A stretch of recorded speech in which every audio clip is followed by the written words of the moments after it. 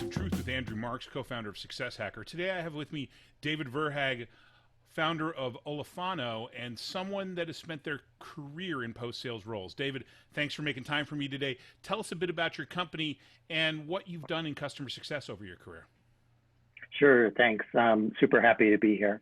So I just recently started my own company, Olifano, and it's designed to enable people to do their best work by connecting them with the content they need to do that work without going through the process of search. As you mentioned, I spent my career in customer success. I spent a number of years with SuccessFactors in professional services, business transformation services consulting, before starting their customer value function way back before everybody knew that they needed customer success.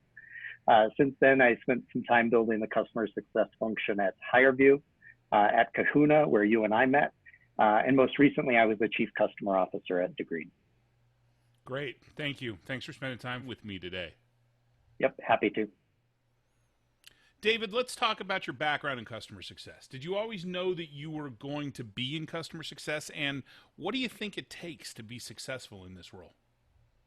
Yeah, great question. So no, I didn't know that I was going to be in customer success. I actually started my career in human resources. And then at SuccessFactors, I joined in the early days and started in professional services and project management and then some other things. Ultimately, I started my customer success career as a customer value manager at SuccessFactors. And I was the first customer success manager that they had. We called it customer value, but it was essentially the same thing.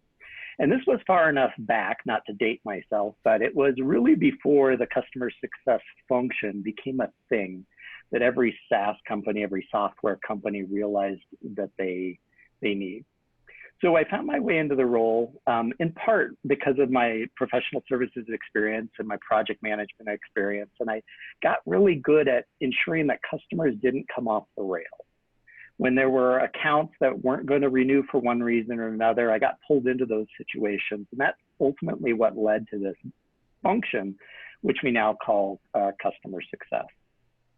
So I think roles in customer success are, it's really an exceptional place to build a career, regardless of which direction that you want to go in. If you want to develop into a sales role, you can use those skills, develop those skills as a customer success manager. If you want to go into product management or marketing, those opportunities exist within customer success. And over the number of years of building customer success teams and hiring customer success managers, growing and developing them, I've seen a few things that worked particularly well for folks who wanted a career in customer success. I've seen a number of folks who have managed their careers spectacularly well, and others who candidly didn't do so well. They kind of came off the rails in their own ways. So it'd be unfair to share names, but for those who did it really well, a few of the things that I saw that they had in common. The first is they had the customer first mindset, and importantly, they didn't lose it. Now that customer success has become such a hot function, a lot of people pile into it, and not everybody has the service mindset. I think, to truly grow and develop in your career in customer success, you can't fool yourself. You got to have that customer first mindset. And even as you grow in your roles, you grow your portfolio, you get more and more important accounts, you get more and more sway within the organization, you got to keep that customer first mindset first and foremost. The second thing, and this is part of my own career success in the customer success function, was you have to get your hands dirty. The people I've seen who have developed great careers in customer success weren't afraid of getting their hands dirty. They didn't make the problem somebody else's problems. They took ownership, they managed it, they project management, they got in the weeds, they got in the details. They really understood what was going on with the customer to ensure that they were successful. So customer first mindset, getting your hands dirty. The third is focusing on problem solving.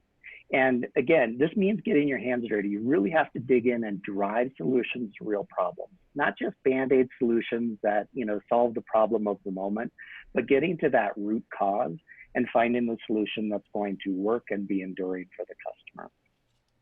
Next is you need to look at the big picture, but not get obsessed with the big picture. I see a lot of folks in customer success today who obsess about things like customer journey mapping and guidebooks and all of the processes and programs that go into customer success. And while those things are important, they start to lose sight of that customer focus, that customer obsession, and making sure that they're truly taking care of their customer base. So while you do have to keep the big picture of customer success in mind to grow into a leadership role in customer success, I think it's just as important, more important, to focus on the customer and taking care of them, and getting in the weeds. So those are a few things, just based on my own experience, having lived a customer success career from individual contributor, starting the function at SuccessFactors, to the chief customer officer role at Degree. Yeah, I tend to I talk to a lot of people because we occasionally do recruiting for some of our clients, and the folks that say I can't get my hands dirty. Yeah, then you're probably not right for the job. I love the focus on problem solving. That doesn't mean you have to solve technical problems, right? You just need to understand how to go about solving a problem and pulling in the right people and resources to help you address that.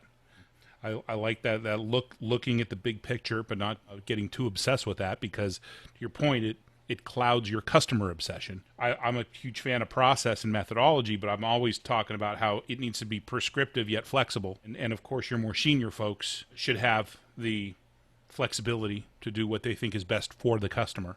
That's some great tips and great perspective on that. Excellent. Thank you. Thank you.